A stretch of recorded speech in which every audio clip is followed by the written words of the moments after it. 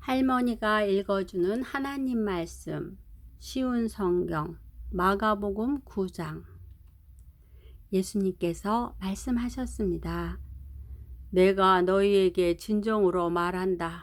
여기 서 있는 사람 가운데서 몇 사람은 죽기 전에 하나님 나라가 권세 있게 오는 것을 볼 것이다. 6일 뒤에 예수님께서 베드로, 야고보 그리고 요한을 데리고 높은 산에 올라가셨습니다. 이 제자들 앞에서 예수님의 모습이 변하였습니다. 예수님의 옷이 하얗게 빛났습니다. 세상에 어떤 사람도 그렇게 희게 빨 수 없을 정도로 새하얗게 되었습니다. 엘리야가 모세와 함께 제자들 앞에 나타나 예수님과 더불어 말씀을 나누었습니다. 베드로가 예수님께 말했습니다. 선생님, 우리가 여기 있는 것이 좋겠습니다. 우리가 천막 셋을 세우겠습니다. 하나는 선생님을 위해, 하나는 모세를 위해, 그리고 또 하나는 엘리야를 위해서입니다. 베드로는 무엇을 말하는지 알지 못했습니다. 왜냐하면 그들이 두려움에 빠져 있었기 때문입니다. 구름이 그들을 덮었습니다. 그리고 그 구름 가운데서 목소리가 들렸습니다. 이 사람은 내가 사랑하는 아들이다. 그의 말을 들어라. 그 즉시 제자들이 주위를 둘러보았습니다. 그러나 예수님 외에는 아무도 볼 수가 없었습니다.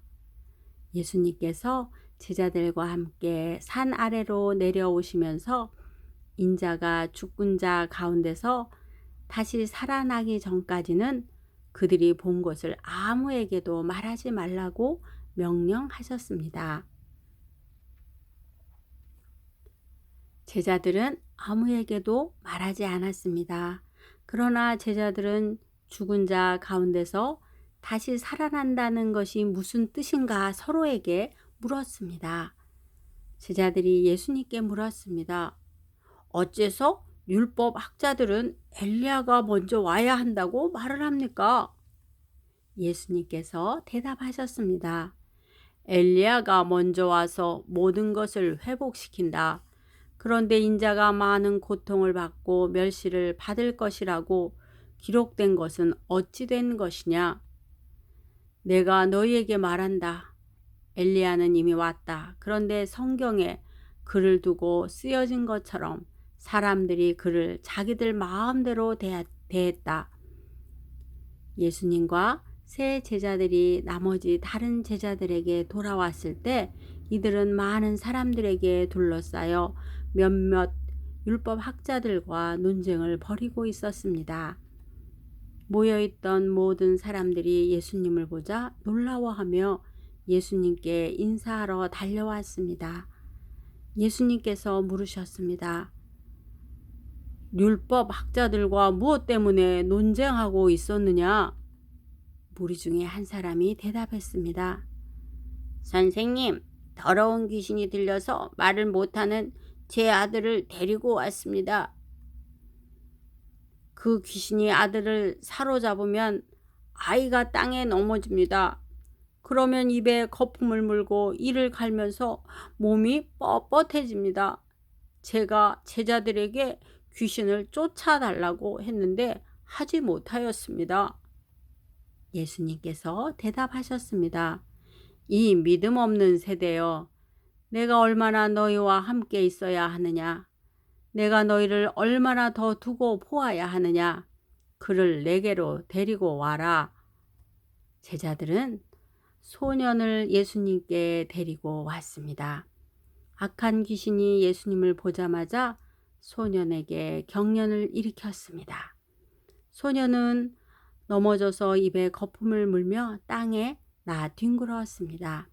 예수님께서 그 소년의 아버지에게 물으셨습니다.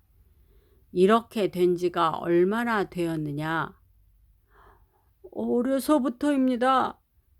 귀신이 자주 아이를 죽이려고 불 속이나 물 속에 내던지기도 하였습니다. 할 수만 있다면 불쌍히 여기시고 도와주십시오. 예수님께서 그에게 말씀하셨습니다. 할 수만 있다면 이 무슨 말이냐? 믿는 사람에게는 모든 것이 가능하다. 소년의 아버지가 즉시 소리쳤습니다. 제가 믿습니다. 제 믿음 없는 것을 도와주십시오. 예수님께서 많은 사람들이 달려와 모여드는 것을 보시고 더러운 귀신을 꾸짖으셨습니다. 이 듣지 못하고 말 못하게 하는 귀신아, 내가 너에게 명령한다. 소년에게서 나와 다시는 들어가지 마라. 더러운 귀신은 소리를 지르고 소년에게 경련을 일으키게 하고 나갔습니다. 소년은 마치 시체처럼 되었습니다. 그래서 사람들이 죽었다 라고 말했습니다. 그러나 예수님께서 손을 잡고 일으키자 소년이 일어났습니다. 예수님께서 집으로 들어가셨을 때 제자들이 조용히 여쭈었습니다. 어째서 우리는 내쫓지 못했습니까? 예수님께서는 이런 종류의 귀신은 오직 기도로만 쫓아낼 수 있다고 대답하셨습니다. 예수님과 제자들이 그곳을 떠나 갈릴리를 지나가셨습니다. 예수님께서는 이것을 알리기를 꺼려 하셨습니다. 예수님께서 제자들을 가르쳤습니다. 인자가 사람들의 손에 넘겨질 것이고 그들은 인자를 죽일 것이다. 그러나 죽은 지 3일 뒤에 다시 살아날 것이다. 그러나 제자들은 이 말씀을 이해하지 못했습니다. 그리고 예수님께 묻기를 두려워했습니다. 예수님과 제자들이 가버나움으로 갔습니다. 예수님께서 집에 계실 때 제자들에게 물으셨습니다. 너희가 오는 길에 무엇을 두고 논쟁을 벌였느냐? 제자들은 잠잠했습니다.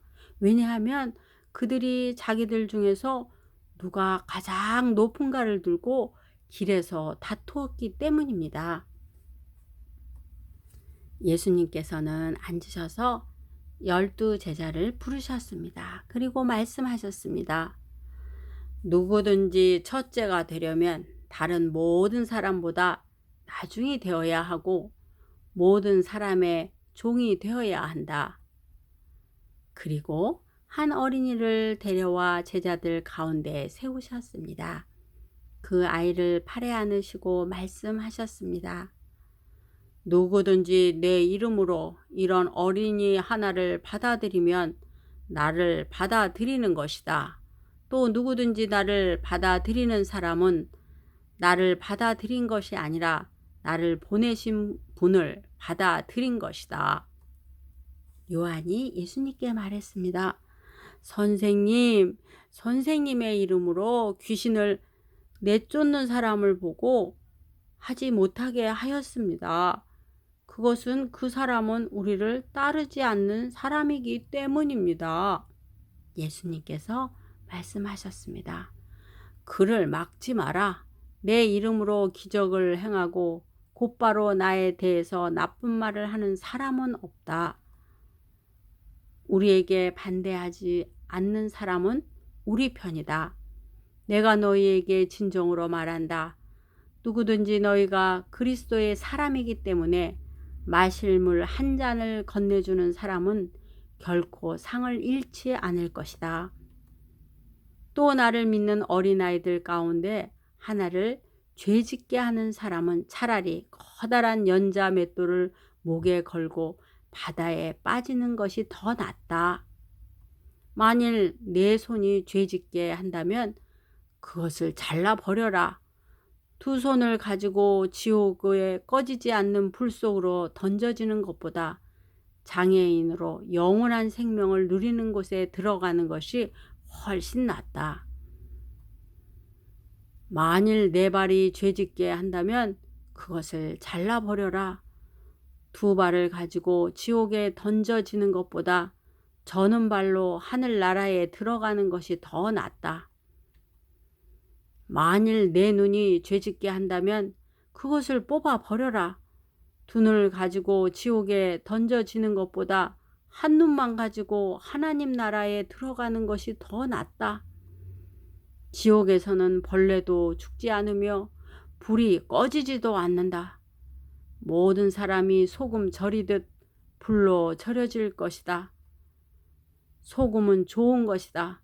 그러나 만일 소금이 짠맛을 잃으면 무엇으로 다시 짜게 하겠느냐?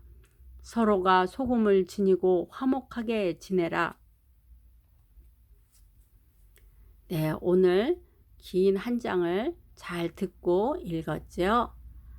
예, 우리는 예수님이 여러분을 사랑하고 있다는 것을 느끼고 싶죠. 그리고 그런 예수님을 보고 싶죠.